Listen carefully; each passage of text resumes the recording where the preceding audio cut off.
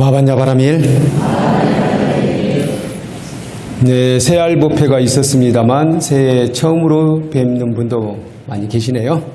새해 복 많이 지으시고 많이 받으시고 많이 베푸시옵소서. 마흔이 지으시라는 뜻은 우리는 살아가는 나날 동안 계속해서 복을 까먹고 있다고 봐야 됩니다. 지금까지 지어놓은 복을 조금씩 꺼내 쓰고 있는 거예요. 그렇다면 짓는 것이 필요하겠죠.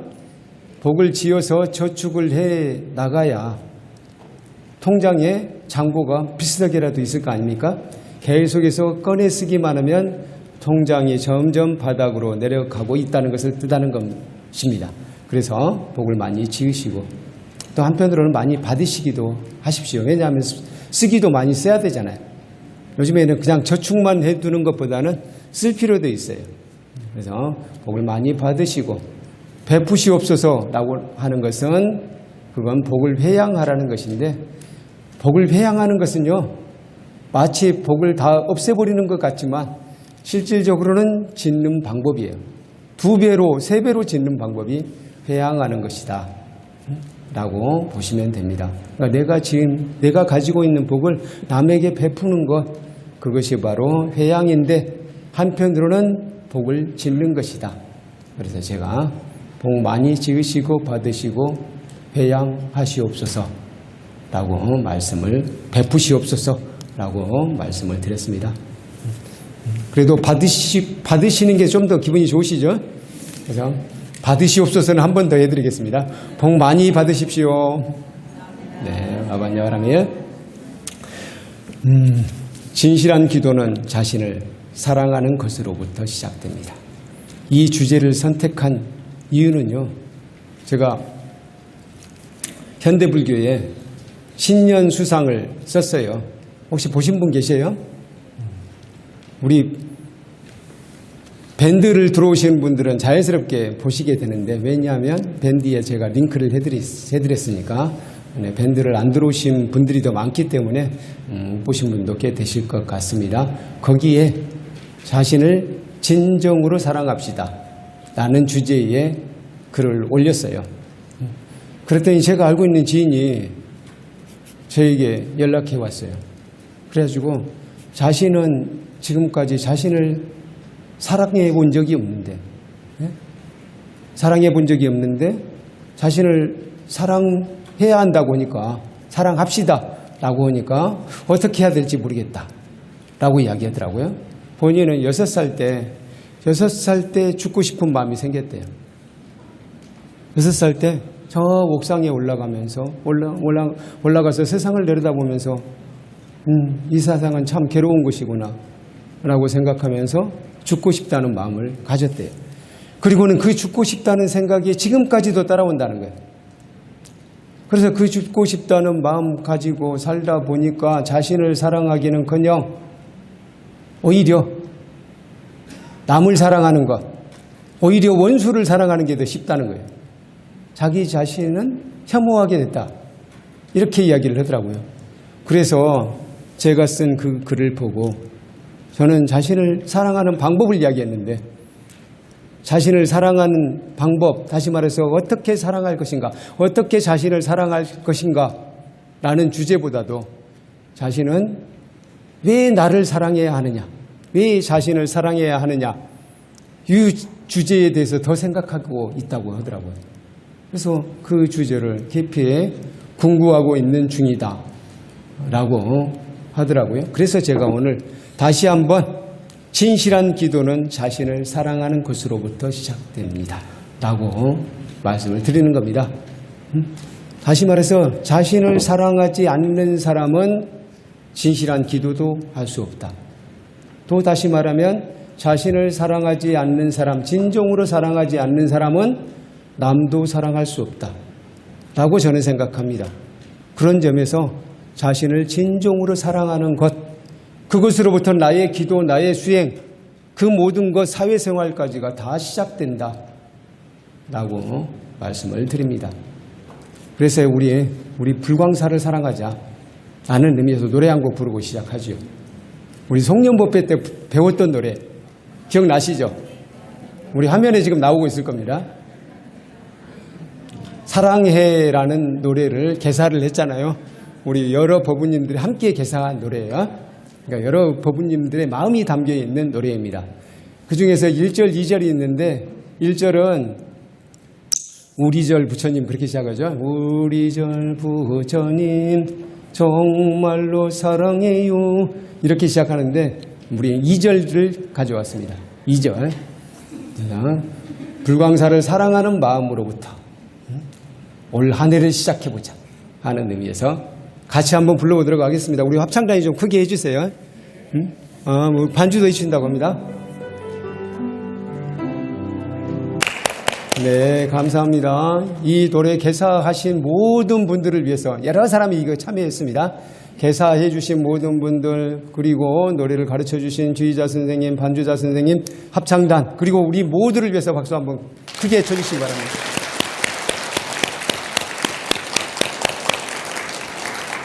네, 감사합니다.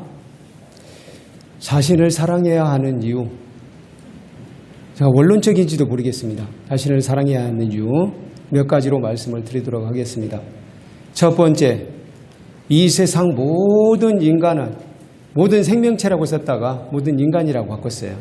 생명체까지 생각하시기에는 좀 벅차실 것 같아서 모든 인간이라고 했습니다. 이 세상 모든 인간은 귀하게 탄생했습니다. 이건 동의하시잖아요. 모든 인간, 어떤 인간도 마찬가지입니다. 한때는 그렇게 생각하지 않은 적이 있었어요. 천민이 있다고 생각했습니다. 인도에서는 천민 이하 불가촉 천민이 있었다고 생각했어요.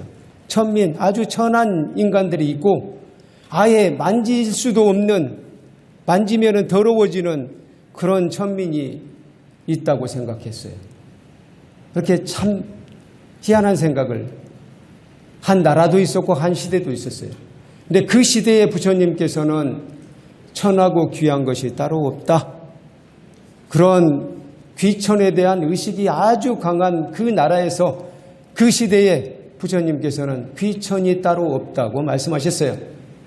귀천은 있을 수 있다고 이야기했어요. 귀하고 천한 것은 어떻게 나누어질 수 있다고 하셨죠, 부처님께서? 바로 자신의 행위에 의해서, 어떻게 사느냐에 의해서 귀하게 살면 귀하게 되는 것이고 천하게 살면 천하게 되는 것이라고 말씀하셨어요. 귀한 것은 어떤 것이냐? 바르게 살면, 바르게 생각하고 바르게 말하고 바르게 행위하면 그는 귀한 이가 되는 것이고, 천하게 생각하고 천하게 말하고 천하게 행동하면 천한 사람이 된다고 했어요. 다시 말해서 그가 어떻게 사느냐에 따라서 귀하고 천한 것이 나누어지는 것이지 태어나면서부터 귀천이 결정된다고 하지 않았습니다. 태어나는 순간 모든 인간은 귀하게 태어난 거예요. 그걸 여러분들은 굳게 믿으시잖아요. 그래서 우리 큰 스님께서는 우리들 모든 생명은 부처님 무량공덕 생명이라고 말씀하셨어요. 다시 말해서 우리들은 부처님께서는 어떤 마음을 가지셨죠? 모든 중생들을 고통으로부터 구제하리라 라는 마음을 가지셨잖아요. 모든 생명체를 안락하게 해주리라 라는 마음을 가지셨어요. 그렇게 해서 부처님께서는 세세생생 공덕을 지으셨습니다.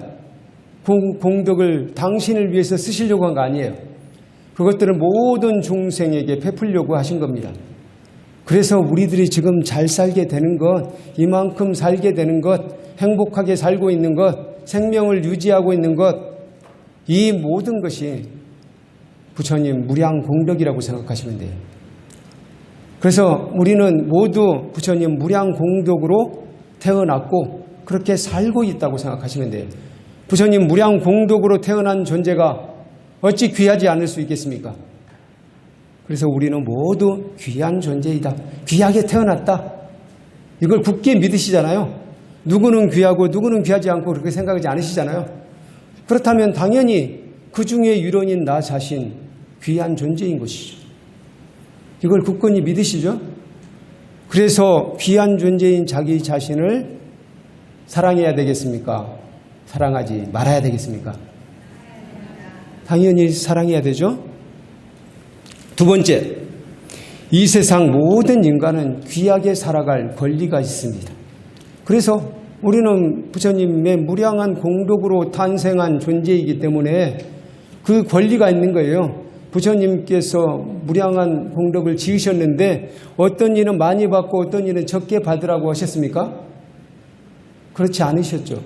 모든 이가 골고루 받고 모두들 귀하게 살아서 자신의 성취할 바, 부처님께서 강조하신 것은 해탈열반입니다만 해탈열반을 성취할 것을 부처님께서는 간절히 바라셨어요.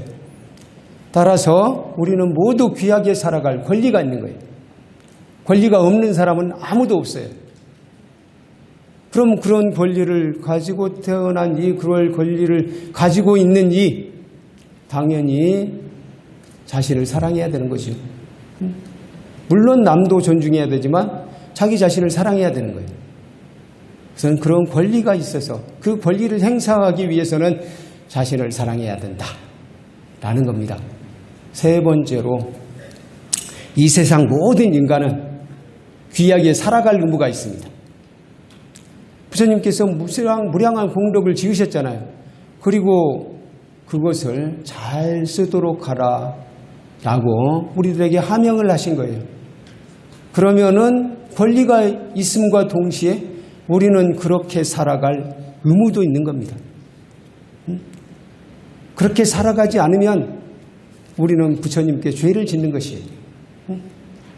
만약에 그분이 종교가 다르다, 그것도 마찬가지예요. 종교가 다른 이도 그러면 종교가 다른 이에게는 부처님께서 너는 나를 믿지 않으니까 너에게는 공덕 주지 않겠다 라고 하셨냐면 그렇지 않으셨어요. 그래서 그도 마찬가지. 물론 부처님이란 이름으로 부처님을 공경하지 않을지 몰라요. 그렇다 하더라도 인간이라면 그는 행복하게 귀하게 살아갈 의무가 있다. 이렇게 얘기할 수 있습니다. 그래서 서양 사람들이 이걸 나름대로 깨달았어요. 서양 사람들이. 우리 동양 사람들보다 우리 동양에서는 부처님 시대에 이미 이걸 알았지만 한편으로는 그것이 사회 제도로 정착되지는 못했어요. 근데 서양 사람들은 그것을 사회 제도로 정착을 먼저 했어요. 우리보다. 그래서 인권선언이라는 것을 발표를 했잖아요. 세계 만방에 선포했잖아요. 그리고 모든 인간은 평등하다라는 것을 선포했잖아요. 그런 점에서는 서양 사람들이 상당히 똑똑한 면이 있습니다. 우리들은 부처님께서 이미 그렇게 말씀하셨고 널리 가르치셨지만 한편으로는 그것을 사회 제도로서 오늘날 용어로 이야기하면 헌법에 넣지 못했다는 거예요. 그런데 지금은 헌법에, 모든 나라의 헌법에 모든 국민은 평등하다라고 다 규정이 되어 있습니다. 인도에는 아직도 카스트 대조가 있어요. 근데 헌법에 카스트 대조 있습니까? 없습니까? 인도 헌법에는 카스트 대조 없습니다. 그럼에도 불구하고 국민들 사이에서는 관습으로 아직까지도 카스트 제도가 남아있는 거예요. 헌법에는 모든 국민은 평등하다고 되어 있습니다. 인도 헌법도 그렇습니다. 어쨌든 그렇게 제도적으로도 인권선언이 선포되었고 모든 인간은 평등하다라고 제도적으로도 보장이 되어 있는 거예요. 당연히 모든 인간은 귀하게 살아갈 권리가 있고 의무가 있다는 거예요. 한편으로는 남이 그렇게 살 수 있도록 배려해야 되겠네요.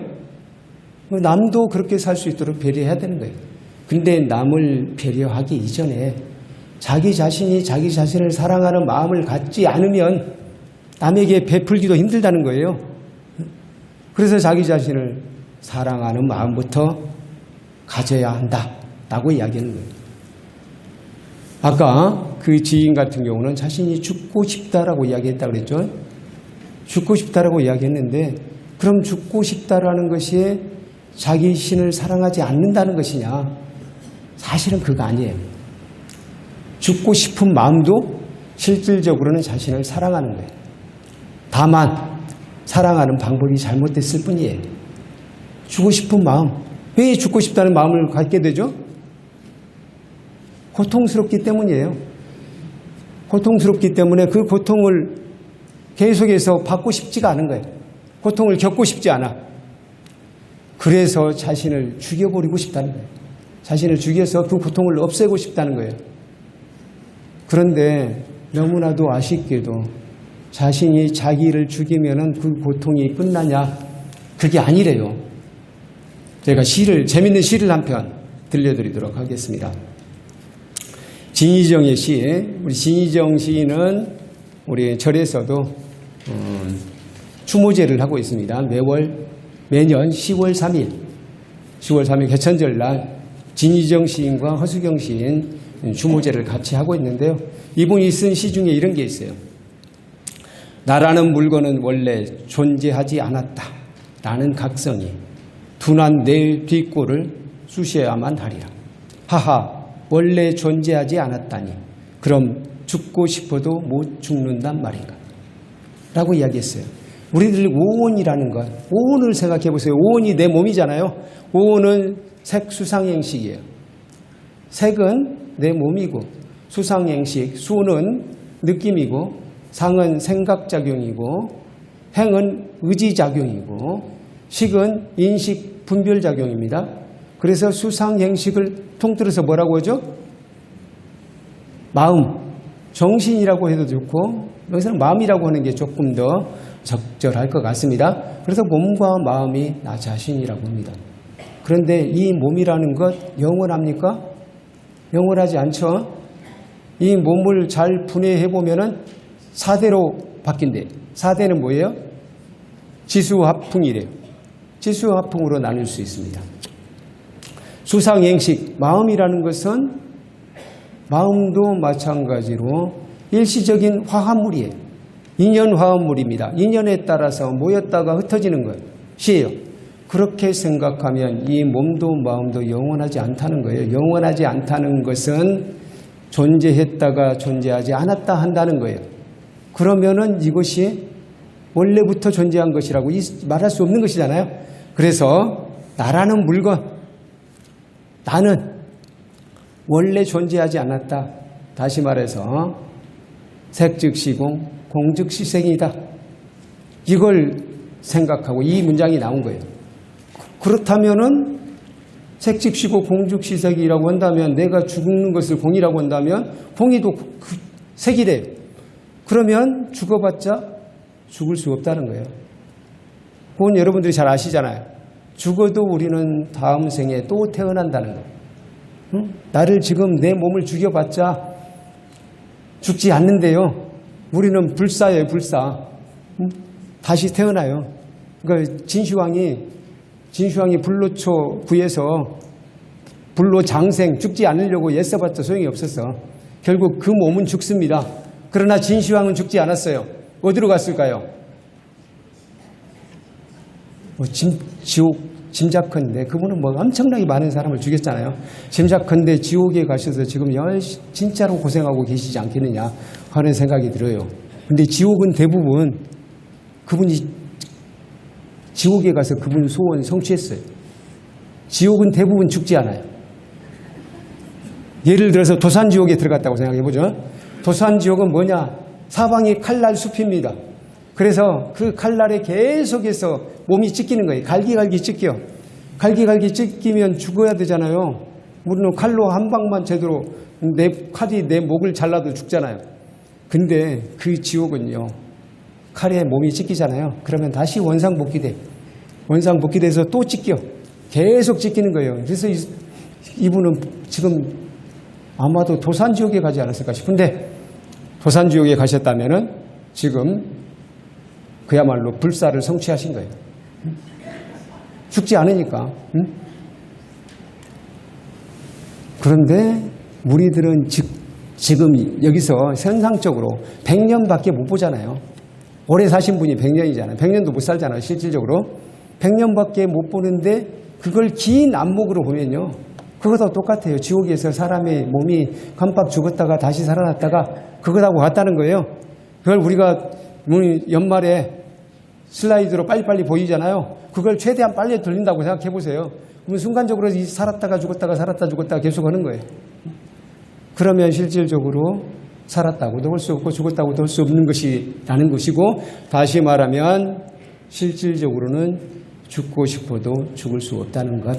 다시 말해서 죽음으로써 고통을 종식시키려고 해봤자 종식이 안 된다 하는 겁니다. 오직 고통을 종식시키는 방법은 뭐라고요? 부처님께서 말씀하셨잖아요. 바르게 깨달음을 얻어서 아라한이 되는 것이라고 했어요. 요즘 우리 대승불교에서는 아라한을 꿈꾸진 않잖아요. 그러면 우리는 보살이 되는 거예요. 쉽게 이야기하면. 보살이 되는 것. 우리 대승불교의 이상적인 인간양은 보살이잖아요. 보살이 되면 실질적으로 불사를 성취했다고 이야기할 수 있습니다.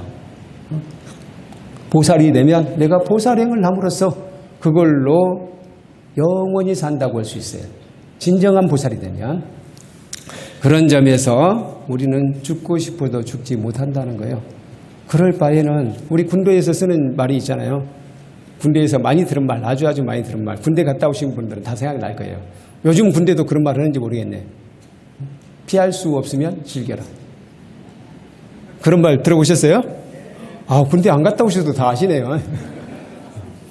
아, 그렇게 하기야 자식들이 다 군대 갔다 왔으니까 피할 수 없으면 즐겨라 라고 했습니다.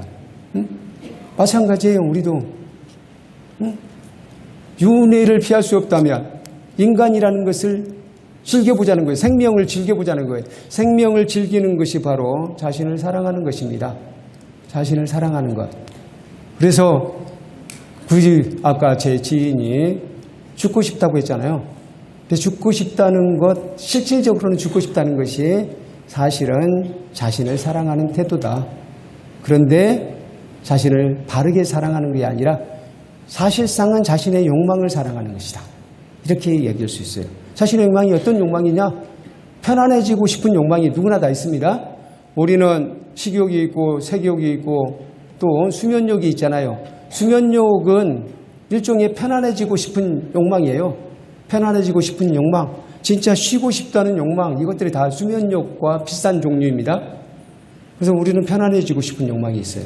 근데 막상 살아보니까 6살밖에 안 됐지만 우리 6살, 우리 어렸을 때 생각해 보면요. 어렸을 땐 어린아이들은 고통을 못 느끼는 것 같지만 은근히 더 예민해요. 어렸을 때 잘 생각해 보세요. 아주 예민했다고 생각합니다. 저 같은 경우는. 그래서 옆집에 갈 때도 약간 불편해. 옆집에 가게 되면 좀 숫기가 없어가지고 옆집에 가는 것 자체가 고통스러운 거예요. 낯선 집에 가는 것 자체가 고통스러워. 근데 오줌 쌌으니까 옆집에 가서 소금 얻어오라 라고 하면 이게 얼마나 고통스럽겠어요. 가서 소금 주세요라고 하기도 그렇고 가는 것도 고통스러운데 소금 주세요까지 하려면 얼마나 고통스럽겠어요. 그래서 어린 시절에 생각해 보면 아주 고통스러웠어요. 근데 그럼에도 불구하고 어쨌든 잘 자라게 되죠. 그걸 피할 방법을 모르잖아요. 그래서 피할 수 없어서 할 수 없이 어렸을 때부터 우리가 즐겨온 거예요. 근데 그 아이는 아마도 지인은 일찍 성숙해가지고 자신을 죽이는 것을 알고 있었나 봐. 그래서 어렸을 때부터 죽고 싶다라는 생각을 했다는 거죠.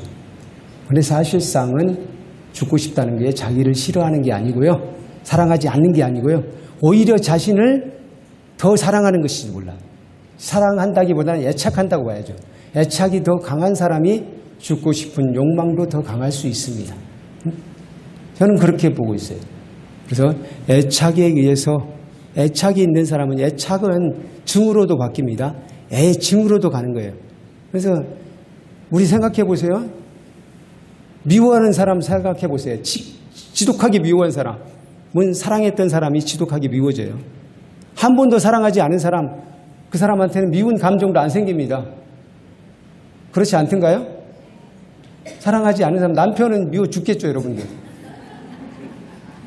그렇지 않습니까? 한때는 남편을 끔찍히 사랑했잖아요. 근데 끔찍히 사랑했는데 알고 살아보니까 또 그게 아니에요. 결혼하기 전에는 진짜 나를 위해서 모든 것을 바칠 것 같이 그렇게 생각이 됐었는데 막상 살아보니까 그게 아니더라고요. 그래서 미움 감정이 생겨. 사랑했기 때문에 미움 감정도 생기는 거예요. 그래서 자신을 미워해서 자신을 죽이고 싶다는 마음, 엄밀히 말하면 자신을 지독히 사랑하는 사람이에요. 애에서 증이 나온 겁니다. 애착이 증오로 바뀐 것이라는 거 생각해야 돼요. 그래서 잘 생각해 보면 애 증오로 가시지 말고 진정으로 사랑하는 방법으로 가야 돼요. 진정으로 사랑하는 방법. 그러면 진정으로 사랑하지 않는 사람도 있습니까? 예, 진정으로, 대부분 진정으로 사랑하지 않아요. 대부분이 자신의 욕망을 사랑해요. 욕망을 사랑하다 보면은요, 예를 들어서 자신에게 진정으로 이로운 일을 하지 않는다는 거예요. 예를 들어서 늦잠 자는 버릇이 자신에게 이롭습니까? 해롭습니까? 근데 늦잠 자고 싶잖아요. 물론 잠이 부족했다면 늦잠이라도 자서 잠을 충분히 자야 됩니다만 저녁 내내 자놓고 아침까지 계속 자려고 한다. 그러면 자신에게 해로워요. 나중에 허리도 아프더라고요. 그렇게 자고 나면. 그래서 실질적으로 자신을 사랑하는 것 같지만 그것은 일종의 자신의 수면욕을 사랑하는 거예요. 욕망을 사랑하는 거라는 거예요. 도박하는 사람 얘기를 제가 자주 해드립니다만 도박하다 보면은 요즘에는 인터넷으로도 도박을 할 수 있잖아요. 인터넷 도박 해보신 분 계세요? 솔직히 인터넷 도박 저는 해봤어요. 한 가지만 해봤어요. 바둑 해봤어요. 한 번 두면은 이기고 싶을 때까지 하고 싶어요. 이길 때까지 하고 싶어요. 근데 시간이 갈수록 못 이기겠더라고요. 왜 그러냐면 시간이 갈수록 피곤해지잖아요. 그리고 이기고 싶은 욕망이 강해질수록 이게 성질이 급해져가지고 더 못 이겨요. 그래서 이기고 싶다는 욕망, 그리고 밤새도록 도박하고 싶은 욕망, 이게 욕망을 사랑하는 것이지 자신을 사랑하는 게 아니잖아요. 계속해서 이기고 싶어서, 이기고 싶은 게 마치 자신을 사랑하는 것 같지만 그게 사실은 자신의 생명을 죽이고 있는 거예요. 그렇게 밤새면은 수명이 하루가 단축되는 게 아니라 우리가 하루를 살면은 하루 단축된다고 볼 수 있잖아요. 근데 그렇게 밤새서 도박하면서 밤을 샜다. 그러면 한 달이 단축된다고 봐야 돼요. 밤을 새버렸다 그러면. 그래서 자신을 사랑하는 게 아니잖아요. 오히려 자신을 죽이는 것이니까. 이렇게 우리는 자신을 진정으로 사랑하지 못하고 사실은 가짜로 사랑하고 있고 자신의 욕망을 사랑하고 있고 잘못된 방법으로 사랑하고 있다는 거예요. 그래서 이 사랑은 사랑이라기보다는 애착이라고 해야 된다고 말씀을 드립니다. 그래서 오늘은 진정으로 사랑해보자. 뭐 이런 말씀은 다른 이제 본문 시간에도 비슷한 방법, 조금 다른 방법으로 말씀을 드렸던 것 같지만 오늘 신년 법회를 맞이해서 모든 것은 자신을 진정으로 사랑하는 것으로부터 시작된다라는 의미에서 다시 한번 말씀을 드립니다. 인간이 왜 살아가죠? 인간이 왜 살아가느냐? 이 문제는 항상 중요해요. 저는 당연히 행복해지기 위해서 살아간다고 생각했는데 서운구 교수라고 있어요. 서운구 교수, 연세대학교 심리학과 교수이신데 이분은 인간이 사는 이유는 생존을 위해서래요. 인간뿐만 아니라 모든 존재, 생명체는 다 마찬가지로 생존 본능 때문에 살아간대요. 그래서 인간도 마찬가지. 인간은 고등한 동물이기 때문에 행복을 추구하니 이상을 추구하니 그런 생각을 하잖아요. 그런데 실질적으로 그 근저에는 생존 본능이 있대요. 생존을 위해서 살아간대요. 그래서 생존하는 것이 모든 인간의 목표라고 이야기합니다. 그래서 생존이 아주 중요하다. 그러면 행복은 뭐예요? 그랬더니 이분은 행복도 생존하기 위해서래요. 잘 생존하기 위해서, 오래 생존하기 위해서 생존하고 싶은 마음이 생기려면은 행복해야 계속 살고 싶은 마음이 생기잖아요. 그렇죠? 내가 지금 불행하다라고 생각하면 죽고 싶은 마음이 떠올라. 아까 그 지인 같은 경우도 마찬가지죠. 6살 때 죽고 싶은 마음이 생겼던 이유는 바로 그거예요. 고통스럽기 때문이에요. 불편하기 때문이에요. 그래서 인간은 행복을 추구한답니다.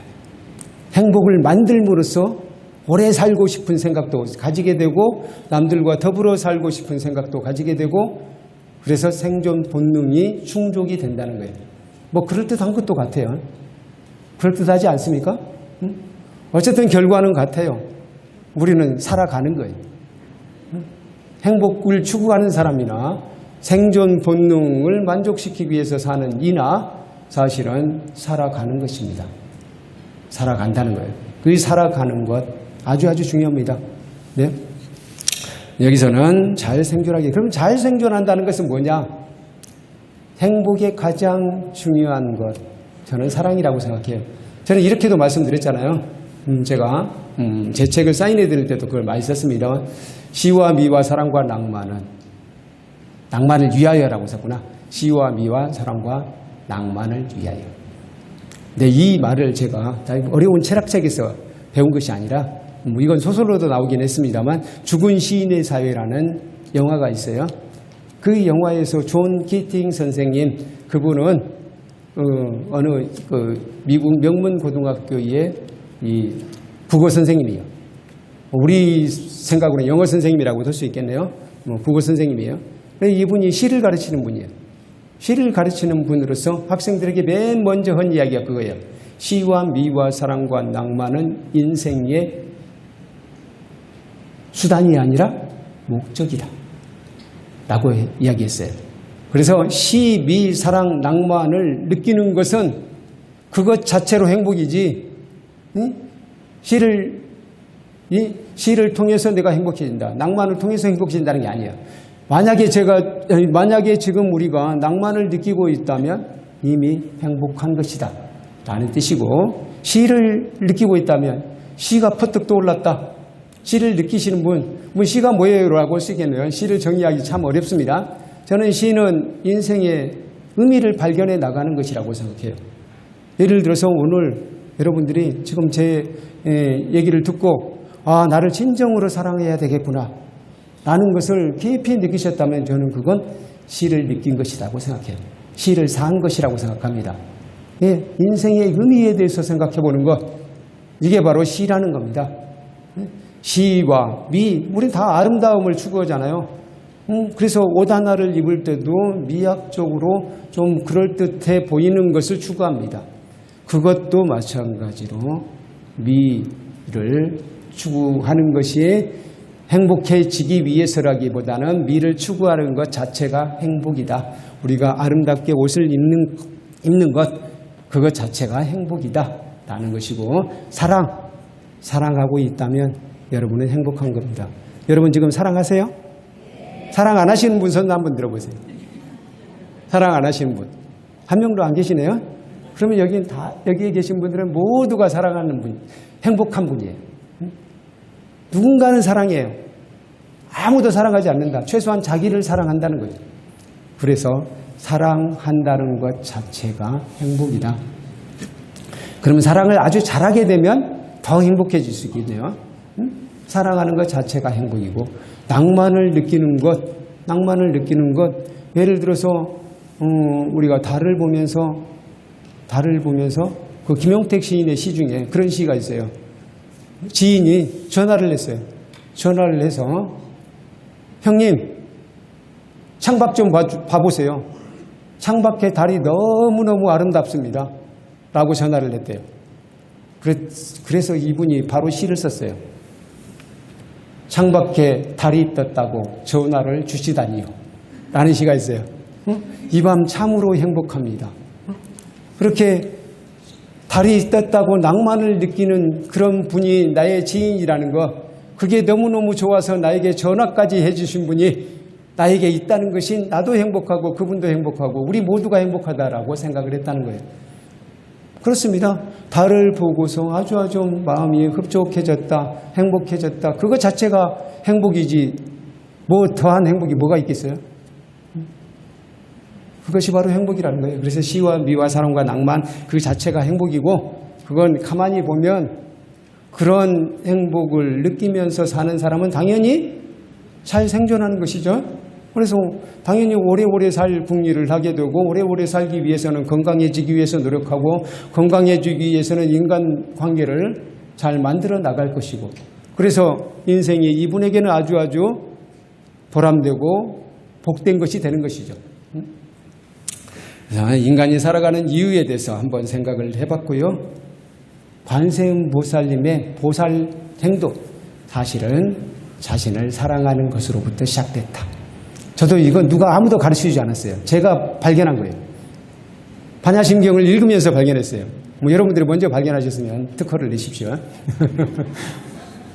관세음보살님도 관세음보살님의 다른 이름이 우리 반야심경에서는 관자재보살로 나오잖아요. 이 첫 번째 문장을 같이 한번 읽어보실까요?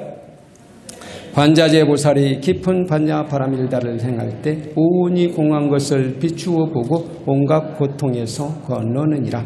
관자재보살이 그야말로 이분은 관세음보살님은 보살행의 화신이잖아요. 보살행이라는 것은 우리는 대체로 이타행이라고 생각하죠. 이타행, 남을 위해서 봉사하는 것을 대체로 보살행이라고 생각하죠. 그런데 여기서 보세요. 온갖 고통에서 건너신 분이 누구예요? 관자재보살이잖아요. 다시 말해서 관자재보살도 자신의 고통을 해결하기 위해서 한때 노력한 적이 있었다. 이렇게 이야기할 수 있어요. 그리고 그것을 어느 정도 완성하신 다음에 보살행을 펼치셨다라고 할 수도 있고, 한편으로는 보살행을 펼쳐가는 가운데 자신의 고통을 완전히 이기게 됐다. 이렇게 해석할 수도 있습니다만, 어쨌든 관자재보살도 자신의 고통을 해결하기 위해서 노력했다는 거 이게 보이죠.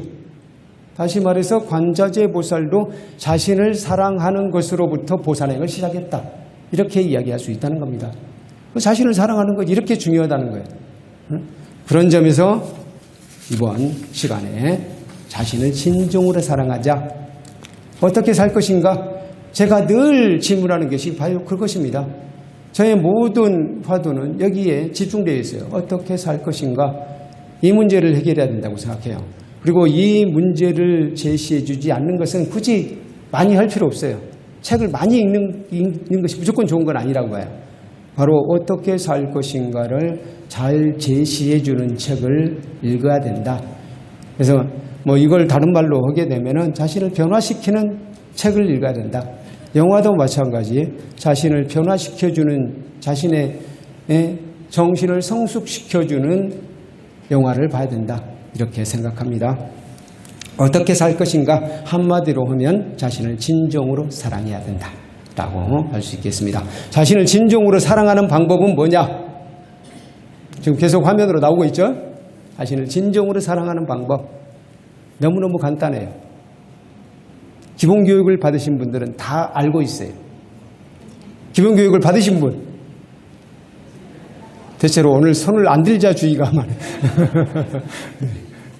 기본교육을 받으시면 안 받으신 분을, 기본교육을 안 받으신 분은 자신을 진정으로 사랑하기 위해서 꼭 기본교육을 받으시기 부탁드립니다. 첫째, 자신을 잘 돌보아야 합니다. 자신을 돌보는 방법이 뭐냐? 계를 지키는 거예요. 바르게 생활하는 겁니다. 바르게 생활하면은요, 탈날 게 없어요. 바르게 생활한다는 게 뭐죠? 계를 지킨다는 5개로 이야기하면 되겠네요. 첫 번째로 살생하지 말라. 살생. 이걸 살생을 전혀 안 하고 하기가 너무 어렵죠. 살인하지 말라고 할까요? 아니면 살생, 큰 짐승 같은 경우, 뭐 소 같은 그런 큰 짐승을 함부로 죽여서는 안 되겠죠. 어쨌든 살생하지 말라. 이걸 특히 살인을 저질렀을 경우는 그 사람은 폐가 망신이잖아요. 살인하지 않는 것이 아주 중요하죠. 살생하지 않는 것 중요합니다. 그게 첫 번째. 두 번째로는 도둑질하지 않는 것. 도둑질해도 마찬가지로 인생 망칩니다. 도둑질하면은 안 잡힐 것 같지만 결국은 잡히게 돼 있어요. 그래서 도둑질해도 인생 망치게 돼요. 세 번째로 싸움하게 되면 역시 인생 망쳐요. 드라마 사랑과 전쟁 많이 보셨죠? 보시면은 싸움해서 잘 사는 사람 보이던가요? 다 폐가 망신이잖아요. 그래서 결국 싸움해도 안 된다는, 싸움하는 것은 결코 자신을 잘 돌보는 게 아니에요. 그 사람은 자기 사랑하는 사람을 무조건 어쨌든 외간 남자, 외간 여자를 만나기 때문에 그게 자신의 뭐라고 해야 될까? 하고 싶은 것을 하기 때문에 괜찮다고 생각할지 모르겠지만 실질적으로는 자신을 망치는 일이었다 하는 거예요. 마찬가지로 사음하지 않는 것이 바로 자신을 돌보는 것이고요. 거짓말하지 않는 것도 자신을 돌보는 것이고, 술을 마시지 않는 것, 술을 마시되 혹시나 뭐 어쩔 수 없이 마셔야 되는 분들도 계시겠습니다만 취하지 않을 정도여야 될 것이고, 어쨌든 취하게 하는 것, 정신을 몽롱하게 하는 것은 일체하지 않는 것, 그것이 바로 바른 생활이에요. 그게 바로 자신을 잘 돌보는 것이고요. 두 번째로는 자신의 몸과 마음을 알아차려야 합니다. 제가 항상 말씀드리죠. 사념처를 자주 말씀드립니다. 신수신법을 알아차려야 된다라고 말씀을 드립니다. 신수신법을 알아차리는 가운데 우리는 뭘 깨닫게 되느냐? 색즉시공 공즉시생을 깨닫게 됩니다. 다시 말해서 오온이 공한 것을 비추어 보게 돼요. 오온이 공한 것을 비추어 보게 되면 오온이 공하다는 것을 알게 되어서 집착하지 않게 됩니다. 집착하지 않게 되면 온갖 고통에서 건너게 되는 것이죠. 그래서 실질적으로 알아차림으로부터 시작됩니다. 그래서 자신의 몸과 마음을 알아차려야 하고요. 세 번째, 자신의 몸과 마음에 대한 집착을 내려놓아야 합니다. 몸과 마음의 집착을, 몸과 마음은 다시 오온이라고 할 수 있네요. 오온에 대한 집착을 내려놓는다는 것은 다시 말하면 온갖 생각으로부터 벗어나는 것이라, 이렇게도 이야기했어요. 있어요. 온갖 생각으로부터 벗어나게 되면, 온갖 생각을 내려놓게 되면 우리가 도달하는 것이 바로 선정입니다. 선정은 마음을 차분하게 가라앉히는 거예요. 고요한 생활이에요. 이 세 가지가 바로 진정으로 사랑하는 방법이다. 이 부분은 시간이 길어질 수 있으니까 한번 대략 넘어가도록 하겠습니다. 마지막 세 가지 중에서 알아차림 부분만 한 번 더 생각을 해보도록 하겠습니다. 우리 비구니 스님들도 10대 제자가 있었어요. 그 중에서 제가 지혜제일이라고 썼는데 잘못 썼어요. 지혜제일이 아니고요. 지혜제일이 아니고, 지혜제일은 누구냐면요. 제가 한번 한 적이 있을 거예요. 깨마 왕비 들어보셨어요? 빈비사라 왕의 왕비였던 깨마 비구니가 지혜제일이었어요. 그러면 빠따짜라는 뭐냐? 지계제일이에요. 계율을 가장 잘 지키셨던 분입니다. 빠따짜라. 이 빠따짜라는 어떤 분이냐? 아주 사와띠에서 아주 부유한 상인의 딸이었습니다. 상인의 딸이었어요. 근데 이 딸은 아주 자의식이 강했어요. 그래서 부모가 이 아이가 혹시나 자신들이 원하는 남자가 아닌 다른 남자를 만날까봐 약간 좀 높은 층에서 살게 하고 더위 바깥 출입을 못하게 했어요. 그럼에도 불구하고 이 소녀는 사랑하는 사람을 만나게 돼요. 하인 중에서. 바깥 사람은 못 만나지만 안에 있는 사람들은 만날 거 아니에요. 그리고 하인 중에서 아주 잘생기고 건장한 청년을 사랑하게 돼요. 이 남자를 사랑하게 돼서 어느 날 그 둘이 사랑을 위해서 도망쳐요. 이것도 어떻게 보면 자신을 위해서 하는 것이라고 할 수 있어요. 그러니까 아주 자의식이 강한 사람이었습니다. 빠따짜라가 이렇게 집을 떠나서 그렇게 바깥에 살림을 차린 거죠. 그래서 둘이서 아주 처음에는 좋았겠죠? 처음에는 좋았는데 하루하루 살다 보니까 너무 공공한 거예요. 힘들었어요. 첫 번째, 아기를 낳을 때가 됐어요. 임신을 했어요. 인도 사람들은 임신하게 되면 친정으로 가서 아기를 낳는 풍습이 있잖아요. 그래서 그런 아기는 친정으로 가서 납시다 라고 남편에게 이야기합니다. 그리고 우리가 살림도 힘드니까 우리 친정에 가면 이제는 부모님이 우리를 용서할 거예요. 그러니까 친정에 가서 아기를 납시다 라고 이야기해요. 그런데 남편은 내키지 않죠. 남편은 거기 가면 맞아 죽을 것 같아. 응? 그래서 남편은 안 따라 나서려고 해요. 그러니까 아내가 그러면 나라도 갔다 오겠다고 혼자 떠납니다. 근데 남편이 혼자 보내는 게 너무 좀 그렇잖아요. 그래서 나중에 뒤따라가요. 근데 가다가 강을 건너기 전에 아기를 낳아버려요. 아기를 낳아버리니까 친정집에서 아기 낳으려고 하는데 가고 있는데 아기를 중간에 낳아버렸기 때문에 친정집에 갈 마음이 안 생겼어요. 그래서 돌아옵니다. 돌아와서 또 2년 있다가 또 아기를 낳았어요. 그때는 불임하는 방법이 없었어요. 또 아기를 낳은 거예요. 또 두 번째 아기를 낳으니까 이번에도 또 아기를 친정집에 가서 낳아야 되겠다라고 생각합니다. 그래서 한 손에는 아기 이제 한 2살, 3살 정도 됐을까요? 3살 아기를 붙들고 또 아기를 그리고는 이제 가는 거예요. 그래서 길을 떠나니까 이번에도 남편이 쫓아와요. 쫓아와서 내가 같이 가드리리다 라고 하는 거예요. 그렇게 가다가 중간에 또 이번에는 문제 폭풍우가 몰아치기 시작해요. 비가 억수로 쏟아집니다. 그 순간 그때 이 남편이 내가 당신 아기 낳을 좋은 자리를 찾아보리다 하고 주위를 둘러보았습니다. 그래서 좋은 소리를 하나 보였어. 그래서 그 부분을 잘 정리하고 있는데 그때 코브라가 나타나서 이 남편을 물어버립니다. 코브라에 물리면은 즉사입니다. 구제할 길이 없어요. 혹시나 그 옆에 바로 누군가가 있어서 뭔가 조치를 취한다면 모르겠지만 실질적으로는 병원에도 가기 전에 죽게 돼 있어요. 그래서 바로 그 자리에서 죽어요.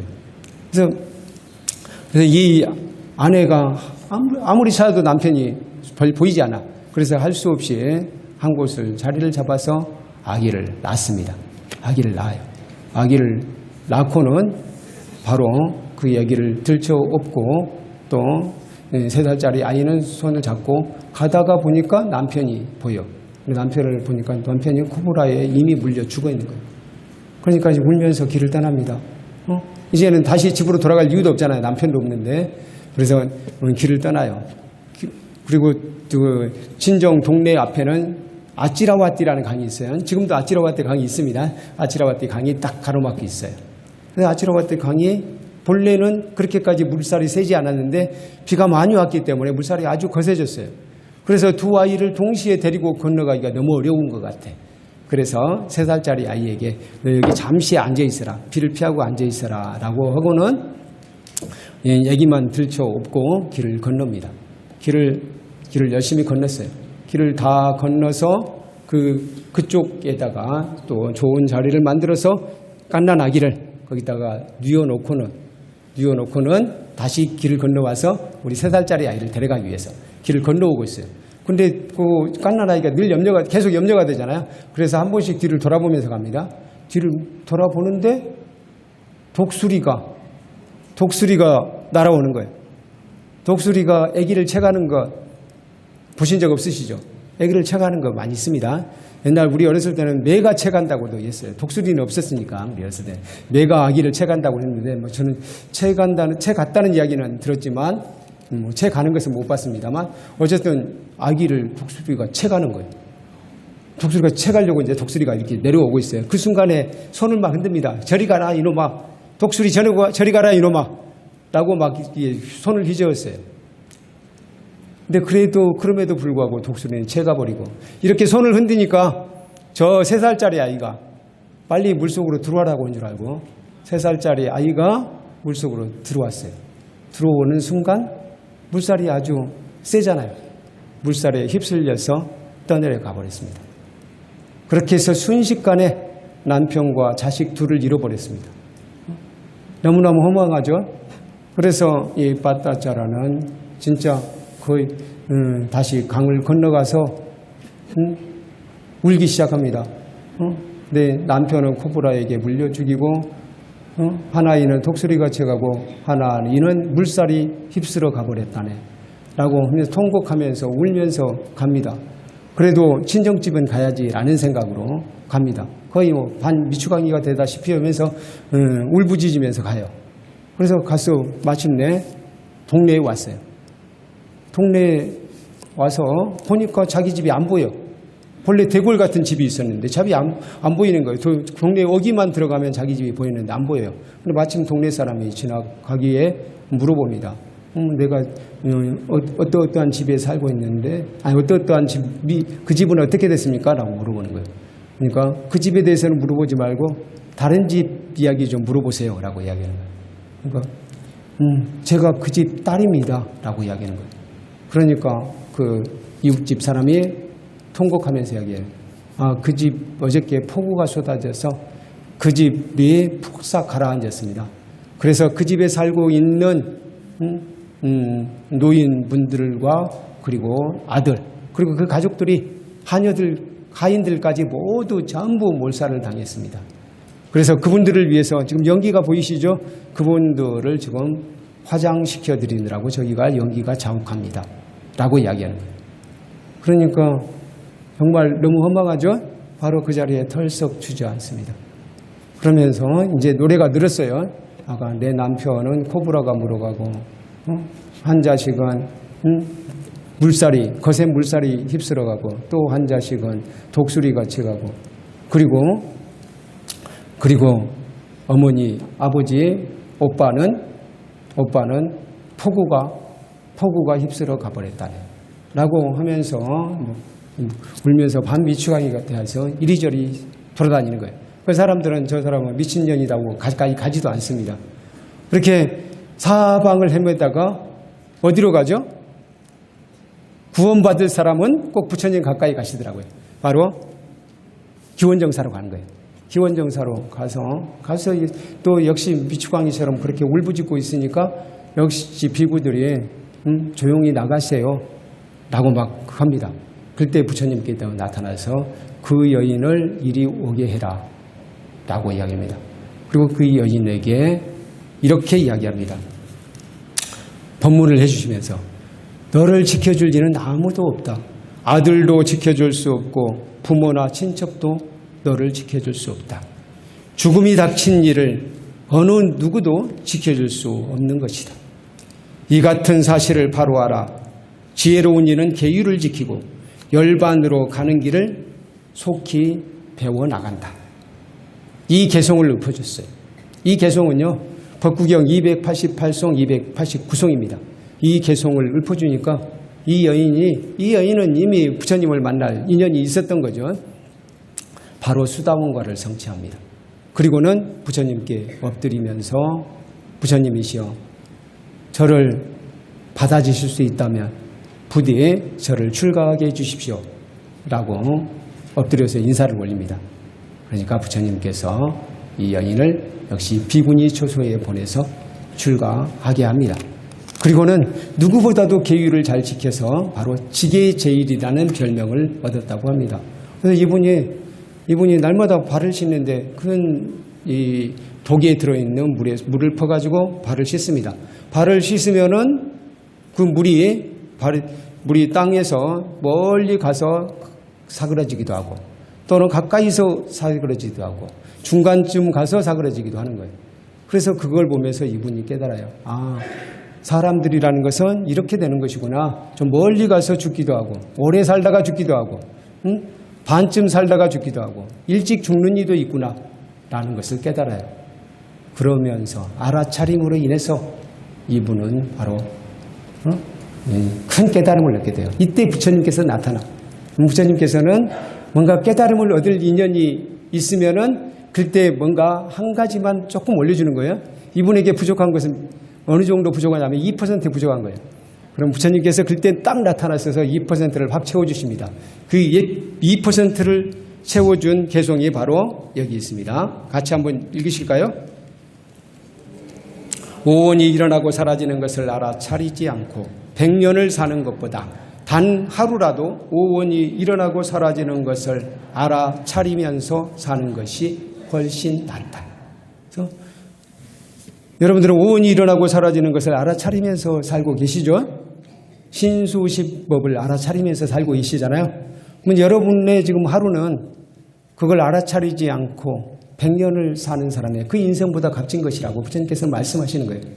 단 하루라도 알아차리면서 살고 있다면 그것이 훨씬 값진 인생이다 라고 말씀하셨어요. 그러니까 빠따짜라가 이 개송을 듣고 바로 아라한과를 성취합니다. 그래서 오늘 이것을 가만히 생각해 보면 뭐냐? 오온이 일어나고 사라지는 것을 관찰하는 거. 오온은 뭐예요? 색수상 행식이니까 나의 몸과 마음이에요. 다시 말해서 나 자신이라고 할 수 있어요. 나 자신에 대해서 지극한 마음으로 관찰하는 거예요. 주의 깊은 관찰력으로 들여다보는 것입니다. 그렇게 하기 위해서 자기 혐오를 가진 사람이 그걸 할 수 있겠습니까? 물론 자기가 나를 혐오하고 있구나라고 들여다보다 보면 혐오증에서 벗어나게 되죠. 네, 어쨌든 자신을 관찰하는 이는 자신을 사랑하는 이다 라고 이야기할 수 있어요. 그래서 자신을 진정으로 사랑하는 방법, 그래서 이 빠따짜라 같은 경우는 자신을 진정으로 사랑하는 방법 3가지를 다 실천한 거죠. 이분은 지계제일이니까 당연히 계를 잘 지켰고요. 마음을 항상 고요하게 유지했으니까 역시 이 고요한 생활을 유지했고요. 아까 제가 써놓은 것에 보니까 개정해 이렇게 순서를 썼는데 본래 개해정이라고 썼어야 되네요. 아까 저기 자신을 진정으로 사랑하는 법에 첫째, 둘째, 셋째 보통은 개정해로 나가니까 제가 버릇이 되어서 개정해라고 했는데 그 부분은 다 들으셨을 거라고 생각합니다. 어쨌든 이 빠따짜라는 고요한 생활도 유지했고 그리고 마지막으로 오온이 일어나고 사라지는 것을 관찰함으로써 지혜로운 생활, 슬기로운 생활을 성취한 거예요. 이 3가지를 성취하는 순간 이분은 뭐냐? 자신을 진정으로 사랑하는 것은 완성한 것입니다. 자신을 진정으로 사랑하는 것, 그것으로부터 우리의 수행은 시작된다. 기도는 시작된다. 그걸 명심하시고 올 한 해 모든 기도, 모든 수행을 자신을 진정으로 사랑하는 것부터 시작해 보시기 바랍니다. 마지막으로 구호 외치고 마치겠습니다. 네. 불광을 믿자. 불광을 알자. 불광을 지키자. 불광을 살자. 네, 감사합니다. 마반야바라밀.